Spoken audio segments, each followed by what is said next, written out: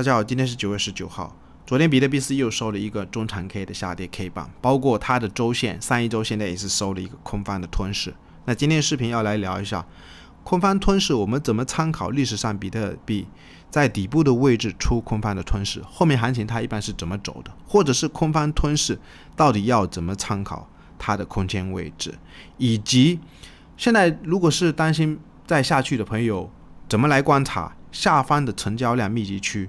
目前的支撑到底在哪个位置，或者是今天也要来跟大家长线来计算一下，比特币如果真的再下去，能去16000吗？15000吗？甚至去10000，或者是跟未来它上涨的空间、风险跟机会的比例，我们到底要怎么来计算？我们可以参考上一波在3月份的时候，当时怎么给大家猜顶 Luna，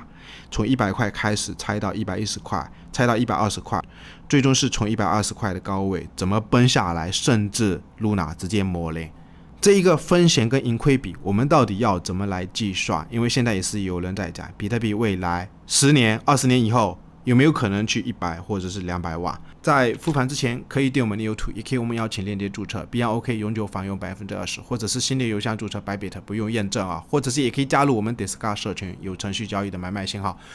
早上6点的时候是给了一个信号，是在$19300附近。那我们来看一下盘面。就这一波上周的跌幅确实也是很深啊，我是没想到会跌得这么重啊。其实确实也是有看到一些迹象，跌的时候一直在放量，涨的时候量能是没办法超过，比如说这种量能啊，现在也可能是主要是没量的原因，没量，但是它价格又来到前面的这个下影线低点的位置，现在又不往下破，到底会不会往下破下去啊？那我们要参考历史上的几个位置，我们要看一下它的周线。周线我前几周是有跟大家讲过，就是比特币现在的周线可能还是在盘这个20的 MA，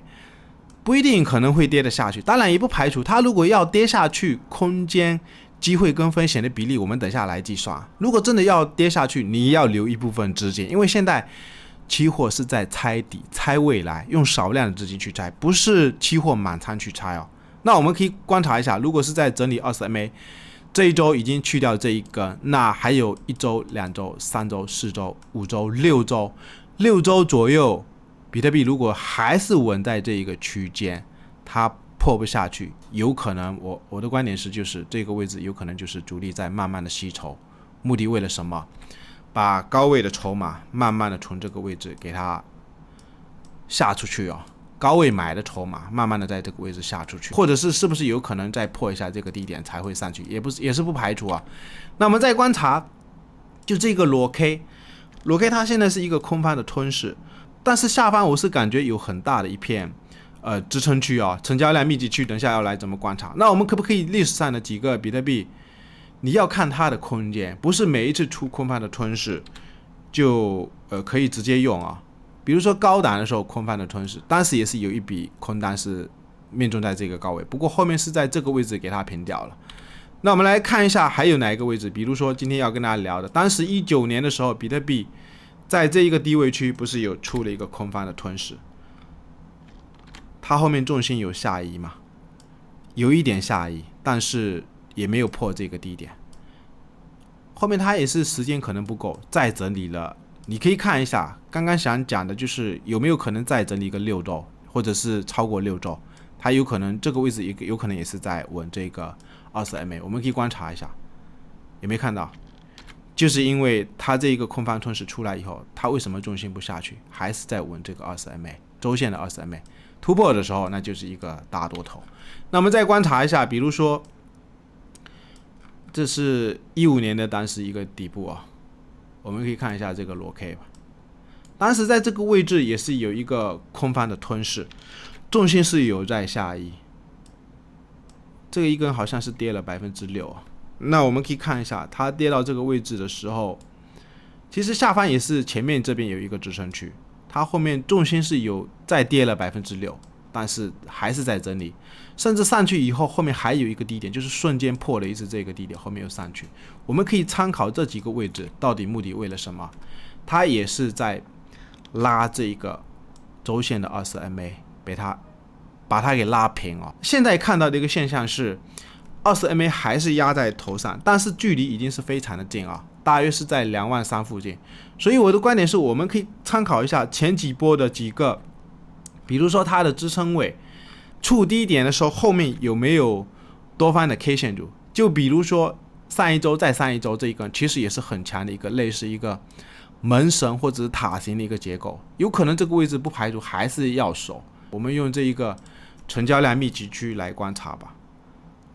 已经讲了几天嘛，它这个位置如果是一个挖下去陷阱翻上去，那就说明这边是有人在吸筹。来到这个位置为什么不破？因为这2根 K 线这边是有很重要的密集成交区，包括前面的这个也是有密集成交区，或者再拉到前面，这2根是一个塔形底，也是有好大的一片密集成交区，大约就是在19000左右，上下100-200点。那至于长线的空间的风险比例，我相信有些人可能是要看到16000、15000或者是10000的都有。那我们可以看一下，给大家参考之前在高位的时候，我们是怎么在这个社群里面一直跟大家讲要去空这个 Luna 当时是从95块开始就在做空，后面是100块也在做空，后面是来到116的时候 Luna 也是一直在猜的话，后面真的就猜中了。那我现在想跟大家讲的一个知识就是 Luna， 你觉得就算我们从100块跌到1块钱，它这个跌的比例是不是跌了 99%？ 那你如果开10倍的杠杆，是不是只赚了 990%？ 那就给你 1000%，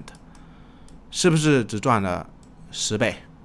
那我现在想讲的是，就是现在的比特币2万跌到15000，跌到15000就举个比例嘛，给你跌个30%，你开10倍的杠杆，是不是才赚了3倍？这样子吧，2万跌到1万，你开10倍的杠杆，就是 50%， 开10倍的杠杆，是不是给你赚了5倍？那我们要想一下，为什么感觉比例是相对比较少？如果是有没有可能未来比特币再回到10万，甚至去100万？现在也是有观点是讲，我们可以看一下这个是贾兰的一个观点，他这边是有讲到 ，even if the Bitcoin price reaches 2 million by 2040, Bitcoin miners will still consume less than 1% of the global energy。大致意思是讲，将来如果比特币能涨到200万，整个全球的矿工它消耗的能源占全球的能源的比例，有可能也就那么1%哦。所以我的观点是，就类似之前的那个 Luna 100块跌到1块钱，刚刚是计算就 1000%。那如果是从1块涨到100块，你知道是涨了多少？是涨了100倍里面，你开了10倍的杠杆，是不是赚了1000倍？1块钱涨到100块是1000倍的利润，你觉得盈亏比例谁合算？所以我的观点是，2万的比特币给你跌到1万，1万你开10倍的杠杆，刚刚计算的就是50%嘛，50%你就是5倍。但是如果它2万涨到4万呢？涨到4万，你可以去计算一下，是不是涨了 100%？100% 的你开10倍的杠杆，是不是涨了10倍？同样都是一个空间的比例，一个是只赚了5倍，一个是只赚了10倍。那如果在这个低位真的猜到它比特币2万给你涨到100万呢，或者是刚刚讲的那个200万呢？200万你自己去计算一下，就是涨了100倍。100倍，你如果开10倍的杠杆，未来有没有可能1000倍？在这个位置是在赌这一个赌我们的未来。最后还是一样，可以订我们的 YouTube。